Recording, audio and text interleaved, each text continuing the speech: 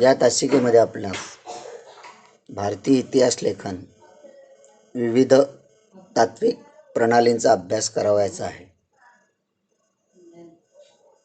त्यामध्ये वसाहतवादी इतिहास लेखन, प्राच्यवादी इतिहास लेखन, राष्ट्रवादी इतिहास लेखन आणि स्वातंत्र्योत्तर काळातील इतिहास लेखन, मार्क्सवादी इतिहास लेखन, वंचितांचा इतिहास आणि स्त्रीवादी इतिहास लेखन या मुद्द्यांची आपणास चर्चा करावयाची आहे. सर्वप्रथम वसाहतवादी इतिहास लेखन. भारतीय इतिहासाचा अभ्यास आणि लेखन करणाऱ्या सुरुवातीच्या इतिहासकारांमध्ये प्रामुख्याने ब्रिटिश अधिकारी तसेच ख्रिश्चन धर्मप्रसारकांचा अंतर्भाव होता.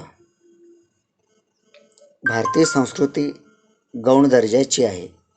या पूर्वग्रहाचे प्रतिबिंब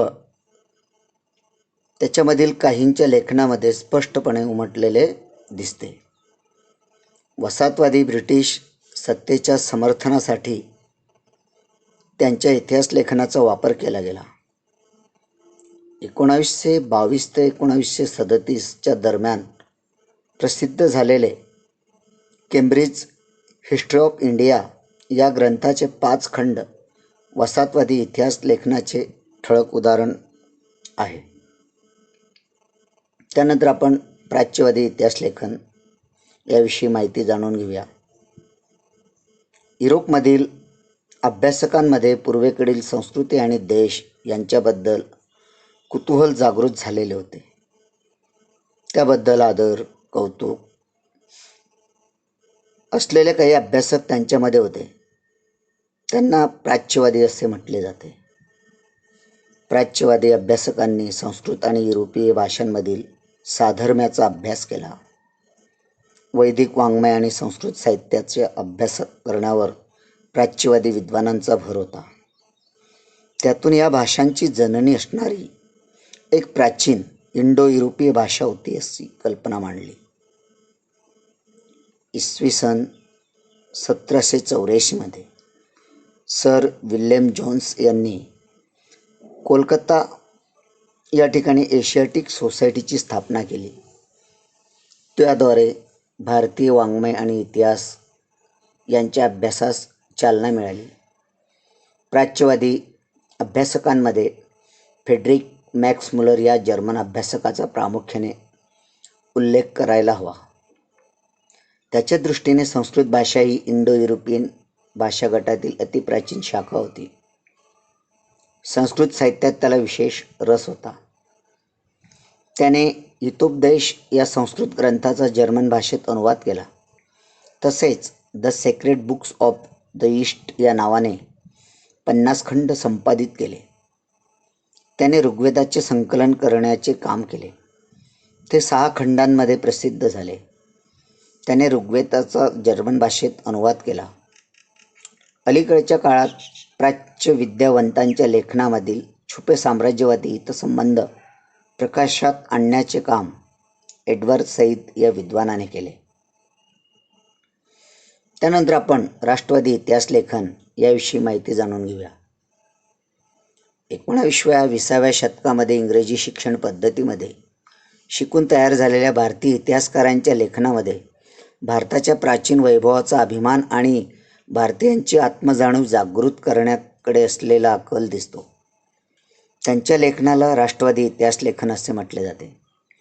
महाराष्ट्रातील इतिहास लेखनास विष्णुशास्त्री चिपळूणकर यांच्यापासून प्रेरणा मिळाली. ब्रिटिश अधिकाऱ्यांनी लिहिलेला प्राचीन भारताच्या पूर्वग्रह दूषित इतिहासाला त्यांनी विरोध केला. अशा प्रकारे राष्ट्रवादी इतिहास लेखन करणाऱ्या इतिहासकारांनी भारताच्या इतिहासातील सुवर्णकाळ शोधण्याचा प्रयत्न केला. ऐतिहासिक वास्तवाची चिकित्सापूर्वक छाननी करण्याकडे दुर्लक्ष केले गेले असाही आक्षेप त्यांच्यावर घेतला जातो. महादेव गोविंद रानडे, गोपाळकृष्ण भांडारकर, विनायक दामोदर सावरकर, राजेंद्रलाल मिश्र, रमेशचंद्र मुजुमदार, काशीप्रसाद जयस्वाल, राधाकुमुद मुखर्जी, भगवानलाल इंद्रजी, वासुदेव विष्णू मिरासी, अनंत सदाशिव आळतेकर ही काही राष्ट्रवादी इतिहासकारांची नावे आपणास उदाहरणादाखल देता येतील. विद्यार्थी मित्रांनो, माहीत आहे का तुम्हाला, the rise of the Maratha power या ग्रंथात न्यायमूर्ती महादेव गोविंद रानडे यांनी मराठा सत्तेच्या उदयाची पार्श्वभूमी विस्ताराने मांडली. मराठी सत्तेचा उदय म्हणजे अचानक पेटलेला वणवा नसून त्याची सामाजिक, सांस्कृतिक व धार्मिक क्षेत्रातील तयारी बराच काळ महाराष्ट्रात चालू होती, हे त्यांनी प्रतिपादले. इतिहास लेखन, भाषाशास्त्र, व्युत्पत्ती, व्याकरण अशा अनेक विषयावर मूलभूत संशोधन करणारे आणि मराठीतून लेखन करणारे इतिहासकार म्हणून विका राजवाडे परिचित आहेत. आपला इतिहास आपण लिहिला पाहिजे याचा पुरस्कार त्यांनी केला. मराठ्यांच्या इतिहासाची साधने असे शीर्षक असणारे 22 खंड त्यांनी संपादित केले. त्यांच्यातील त्यांच्या प्रस्तावना अत्यंत अभ्यासपूर्ण आहेत. राजवाड्यांच्या मते इतिहास म्हणजे भूतकालीन समाजाचे सर्वांगीण समग्र जीवनदर्शन. केवळ राजकीय घडामोडी, सत्तांतरासाठी कट कारस्थाने आणि युद्धे यांच्याच हकीकती नव्हे असे त्यांचे मत होते. अस्सल कागदपत्रांच्याच आधारे इतिहास लिहिला पाहिजे असा त्यांचा आग्रह होता. विद्यार्थी मित्रांनो, माहीत आहे का तुम्हाला, इतिहास संशोधनाच्या कार्यासाठी विका राजवाडे यांनी पुण्यात 7 जुलै 1910 रोजी भारत इतिहास संशोधक मंडळ स्थापन केले. मानवी इतिहास, काल व स्थल यांनी बद्ध झालेला आहे. कोणत्याही प्रसंगाचे वर्णन द्यायचे म्हणजे त्या प्रसंगाचा परिष्कार, विशिष्ट कालवार व विशिष्ट स्थलवार पसरवून दाखवला पाहिजे. काल, स्थल, व्यक्ती या त्रयींची जी सांगड, तिलाच प्रसंग वा ऐतिहासिक प्रसंग ही संज्ञा देता येते, असं विका राजवाडे यांचं मत होतं. त्यानंतर भारतीयांनी ब्रिटिशांविरुद्ध दिलेल्या स्वातंत्र्य लढ्याला प्रेरणा देण्यासाठी राष्ट्रवादी इतिहास लेखनाचा उपयोग झाला. त्यामध्ये स्वातंत्र्यवीर विनायक दामोदर सावरकरांनी लिहिलेलं the Indian war of independence म्हणजेच 1857चं स्वातंत्र्य समर या पुस्तकाचे विशेष महत्त्व आहे. राष्ट्रवादी इतिहास लेखनाच्या प्रभावामुळे प्रादेशिक इतिहास लिहिण्यालाही चालना मिळाली. दक्षिण भारताच्या भौगोलिक वैशिष्ट्यांकडे आणि इतिहासाकडे इतिहासकारांचे स्वतंत्रपणे लक्ष वेधलं गेलं.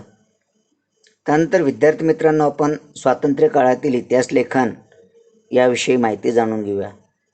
एकीकडे राजघराण्यांचे इतिहास लिहिण्यावर भर देणारे इतिहास लेखन केले जात असताना सांस्कृतिक, सामाजिक, आर्थिक इतिहासही लिहिण्यास सुरुवात झाली होती.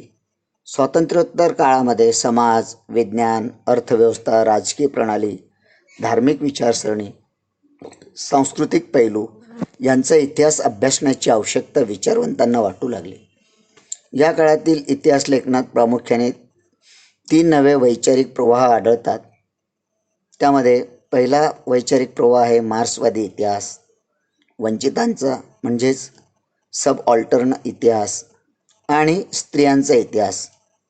पैकी विद्यार्थी मित्रांनो, आपण मार्क्सवादी इतिहासाविषयी माहिती जाणून घेऊया. मार्क्सवादी इतिहासकारांच्या लेखनात आर्थिक व्यवस्थेतील उत्पादनाची साधने, पद्धती आणि उत्पादनाच्या प्रक्रियेतील मानवी संबंध यांचा विचार मध्यवर्ती होता. प्रत्येक सामाजिक घटनेचा सर्वसामान्य लोकांवर काय परिणाम होतो याचे विश्लेषण करणे हे मार्क्सवादी इतिहास लेखनाचे महत्त्वाचे सूत्र होते. मार्क्सवादी इतिहासकारांनी जाती व्यवस्थेत होत गेलेल्या बदलांचा अभ्यास केला. भारतामध्ये मार्क्सवादी इतिहास लेखन पद्धतीचा प्रभावी रीतीने अवलंब करणाऱ्या इतिहासकारांमध्ये दामोदर धर्मानंद कोसंबी, कॉम्रेड श्रीपाद अमृत डांगे, रामशरण शर्मा, कॉम्रेड शरद पाटील इत्यादींचं योगदान महत्त्वाचे आहे. डांगे हे भारतीय कम्युनिस्ट पक्षाच्या संस्थापक सदस्यांपैकी एक होते. त्यांचे प्रिमिटिव्ह कम्युनिझम टू स्लेव्हरी हे पुस्तक मार्क्सवादी इतिहास लेखनाचं एक उत्तम उदाहरण आहे. त्यानंतर विद्यार्थी मित्रांनो, आपण वंचितांच्या इतिहासाविषयी जाणून घेऊया. वंचित समूहाचा इतिहास लिहिण्याची सुरुवात मार्क्सवादी इतिहास लेखनाच्या परंपरेतूनच झाली असे म्हणता येईल. इतिहास लेखनाची सुरुवात समाजाच्या तळाशी असलेल्या सर्वसामान्य लोकांच्या स्तरापासून करायला पाहिजे ही कल्पना मांडण्यामध्ये अँटोनिओ ग्रामची या इतिहास तत्त्वज्ञाचे स्थान महत्त्वाचे आहे. वंचितांचा इतिहास लिहिण्याची लोकपरंपरा हे एक महत्त्वाचं साधन मानले गेले. वंचितांचा इतिहास एक महत्त्वाची विचारसरणी म्हणून स्थान मिळवून देण्याचे महत्त्वाचे कार्य रणजित गुहा या भारतीय इतिहासकाराने केले. परंतु त्यापूर्वीच भारतामध्ये वंचितांच्या इतिहासाचा विचार महात्मा ज्योतिराव फुले आणि बाबासाहेब आंबेडकर यांच्या लेखनातून दिसतो. महात्मा ज्योतिराव फुले यांनी गुलामगिरी या पुस्तकात शूद्रातिशूद्रांचा इतिहास नव्याने उलगडून दाखवला. धर्माच्या नावाखाली स्त्रिया, शूद्र, अतिशूद्र यांच्या होणाऱ्या शोषणाकडे लक्ष वेधले. भारताच्या सांस्कृतिक आणि राजकीय घडणीत दलित वर्गाचा मोठा वाटा आहे. भारताच्या वसाहतवादी आणि राष्ट्रवादी इतिहास लेखनात त्याकडे दुर्लक्ष केले गेले. बाबासाहेब आंबेडकरांनी ही गोष्ट केंद्रस्थानी सतत ठेवून आपले लेखन सुरू केले. त्यांनी केलेल्या विपुल लेखनापैकी हू वेअर द शूद्राज आणि द अनटचेबल्स हे ग्रंथ वंचितांच्या इतिहासाचं उत्तम उदाहरण म्हणून आपल्याला सांगता येईल. त्यानंतर विद्यार्थी मित्रांनो, आपण स्त्रीवादी इतिहास लेखनाविषयी माहिती जाणून घेऊया. भारतीय इतिहास लेखनाच्या सुरुवातीस प्रामुख्याने पुरुष अभ्यास